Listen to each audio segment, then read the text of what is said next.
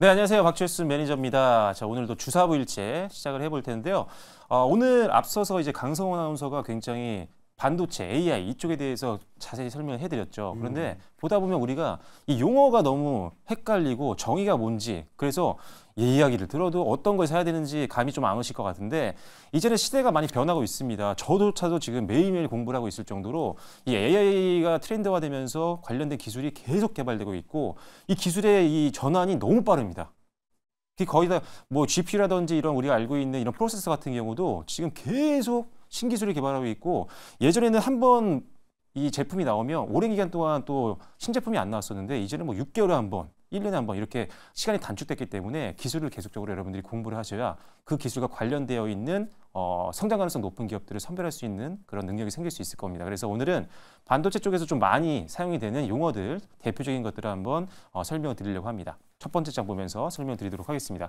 자, 최신 반도체 관련 용어 정리인데요. 많이 들어본 단어들도 있을 거고요. 공부하신 분들은 복습하시는 개념이라고 생각하고 들어주시면 좋을 것 같습니다. 네, 다음 장 보겠습니다. 자, AI 반도체는 우리가 흔히 알고 있는 반도체에 AI가 접목이 됐다, 이렇게 생각하시면 돼요. 간단하죠. 그래서 인공지능 기술을 구현하기 위한 전용 반도체다라고 보시면 될 것 같습니다.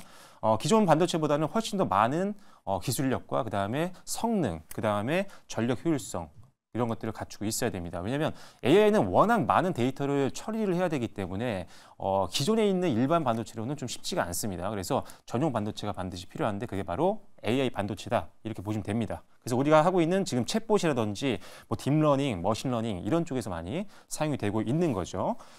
그리고 지금 예시로는 엔비디아의 지금 GPU 없어서 못 팔고 있죠. 원래는 그래픽 카드로 개발이 된 건데, 이게 사실 AI의 데이터를 처리할 때는 훨씬 더 일반 CPU보다 훨씬 더 효율적입니다. 그래서 지금은 이걸 사용하고 있지만 나중엔 또 다른 제품으로 바뀔 겁니다. 하지만 지금은 GPU가 가장 많이 사용이 되고 있고요. 인텔의 제온 프로세서도 AI 반도체 중에 하나고요. AMD의 에픽 프로세서도 마찬가지입니다. 자, 관련주로 많습니다. 계속 반복이 되는 것들도 있어요. 왜냐면 여러 영역에 걸쳐 있는 기술을 갖고 있는 기업들도 있는데, 역시나 텔레칩스나 어버브 반도체, AD 테크놀로지 같은 경우는 반도체를 설계하는 팹리스가 이 팹이 없다는 뜻이거든요. 그래서 팹리스 같은 경우는 이 회사가 대표적이고요. 점유율은 하지만 낮습니다. 글로벌 점유율은. 하지만 국내 시장에서 투자처를 찾을 때는 이 회사가 대표적이니까 기억하시면 될 것 같고요. 그리고 반도체 설계 자산이 있는데, 이 IP라고 해서 설계 자산의 약자입니다. 근데 이게 뭐냐면 반도체 팹리스, 설계도를 그리는 회사가 설계를 하기 위해서 이 회사의 기술이 필요합니다. 얘네 갖고 있는 독점권을 갖고 있는 라이센스를 갖고 있는 기술이 있거든요. 그걸 사용해서 요거를 활용한 설계도를 그리는 게 팹리스의 역할인데, 그걸 가지고 있는 기업들 계속 지금 시장에서 주목을 받고 있습니다. IP 쪽에서 가장 강력한 거는 제가 아까도 말씀드렸지만 오픈엣지 테크놀로지가 많이 압도적이라 보여지고요. 뭐 퀄리타스 반도체라든지 칩스 엔비디아도 역시나 관심 있게 보시면 좋을 것 같습니다. 그리고 패키징 쪽에서는 SF 반도체 한번 보시면 될 것 같고요. 넥스트 칩은 자율주행도 계속적으로 지금 시장에서 노출이 되고 있는데, 그쪽에서 AI 반도체 개발 관련된 회사이기 때문에 관심 있게 보시면 될 것 같고요. 다음 장 보시겠습니다. 자, 온디바이스 AI 워낙 많이 들어오셨기 때문에 뭐 간단하게 넘기겠습니다. 뭐냐면 스마트 기기. 기존에는 우리가 컴퓨터라든지 이런 걸 통해서 내가 원하는 정보를 질문을 하면 이 컴퓨터가 클라우드 서버 쪽으로 질문을 다시 요청해서 서버에서 이거를 다시 분석해서 정보를 내려주면 그걸 다시 컴퓨터를 거쳐서 나한테 오는 이런 구조였단 말이죠. 스마트폰도 마찬가지입니다. 그래서 상당히 많은 루트를 거쳐야 되는데, 온디바이스 AI는 내가 만약에 핸드폰에 질문을 남기면 얘가 이 데이터를 해석을 하고 분석을 해서 정보를 나에게 바로 줍니다. 그러니까 서버를 거치지 않죠. 정보의 어떤 유통 과정이 굉장히 짧습니다. 그러다 보니까 개인정보도 상당히 보호가 잘 되고 있고요. 그 다음에 거리가 짧기 때문에 응답 속도도 빠르고요. 그 다음에 저전력, 저비용의 강점을 갖고 있습니다. 그래서 온디바이스 AI는 역시나 계속적으로 우리가 지켜봐야 되는 부분이고, 우리나라에서 첫 스마트폰 AI 스마트폰이 나왔죠. 그래서 앞으로 이걸 시작으로 해서 다양한 영역에 이 AI가 적용이 될 겁니다. 우리가 사용하고 있는 모든 가전 기기들 다 AI가 적용이 될 거니까 온디바이스 AI도 지켜보실 필요가 있고요. 다음 장 보시면요. 자, 온디바이스 AI를 구동시키기 위해서는요, 기판도 굉장히 중요합니다. 기판도 중요해서 기판의 성능 향상도 필요하니까 기판 관련된 종목들도 보셔야 되겠고요. 그 다음에 저전력 반도체 수요가 증가합니다. 작은 기계 내에서 사용을 하고 있기 때문에 전력을 많이 쓸 수는 없겠죠. 그래서 당연히 저전력 반도체가 필요하다는 점 기억하시면 될 것 같고요. 전용 반도체가 필요합니다.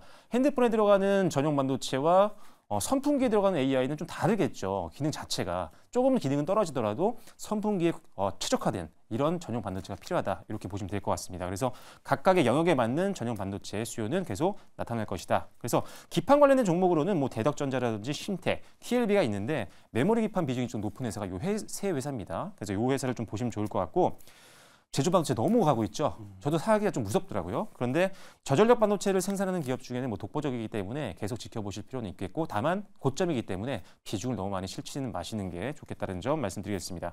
자, 그리고 온디바이스 AI 필요한 반도체 개발하고 있는 기업으로는 퀄리타스 반도체가 그래도 굉장히 좋게 보고 있는 상황이고요. 그리고 온디바이스 AI 필요한 반도체 설계 수요를 보유하고 있는 기업은 이제 칩셋미디어라고 보시면 될 것 같습니다. 다음 장 보시면요. 자, 이제 가장 많이 나오는 게 HBM인데 이건 뭐냐면 기존의 메모리, 이거 메모리거든요, 결국. 그래서 고대 역폭 메모리 약자입니다, HBM이. 자, 기존 메모리가 정보가 왔다 갔다 하는 길이 1, 2차선으로였다면 HBM은 16차선, 32차선입니다. 훨씬 더 데이터가 수월하게 안 막히고 갈 수 있다는 거죠. 그래서 HBM이 가장 중요한 지금 기술 중에 하나인 겁니다. 왜? AI가 적용이 되면서 엄청난 데이터가 왔다 갔다 하고 있는데 만약에 메모리가 이걸 따라잡지 못한다? 통로가 막혀 있다? 이러면 구동 자체가 안 된단 말이죠. 그래서 이 HBM이 개발이 된 거고요.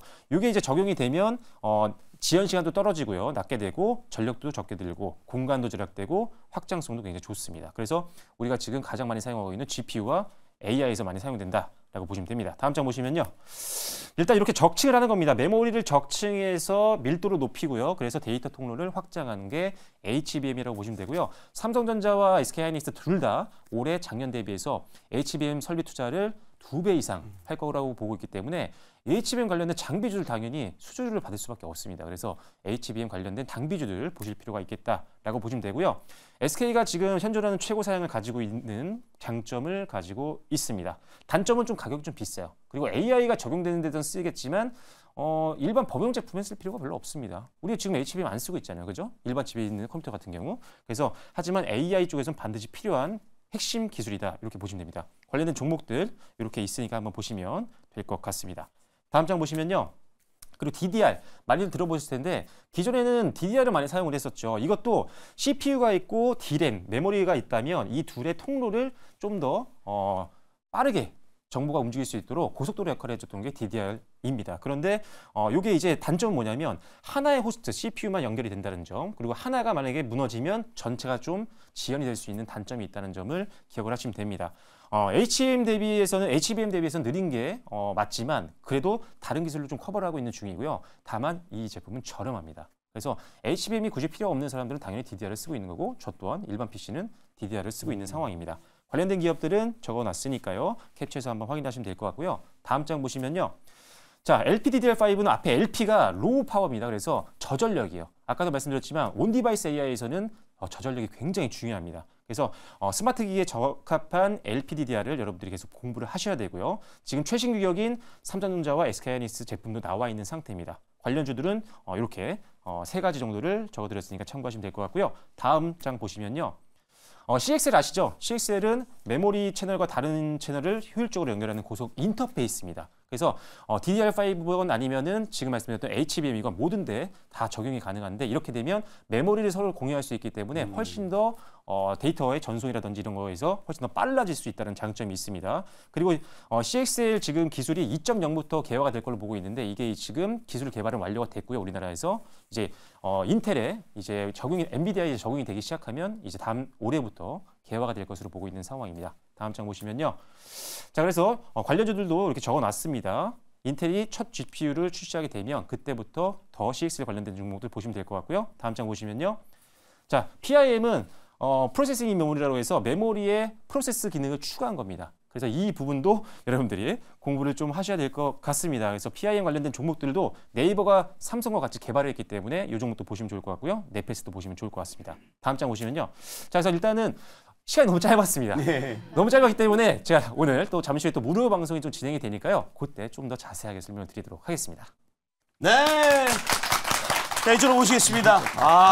정말 시간이 너무 짧은 게 너무 아쉬워요. 네. 자, 이게 짧은 시간 어디 가면 만날 수가 있죠? 네, 오늘 이제 제가 방송 이후에 무료 방송을 좀 진행을 할 텐데요.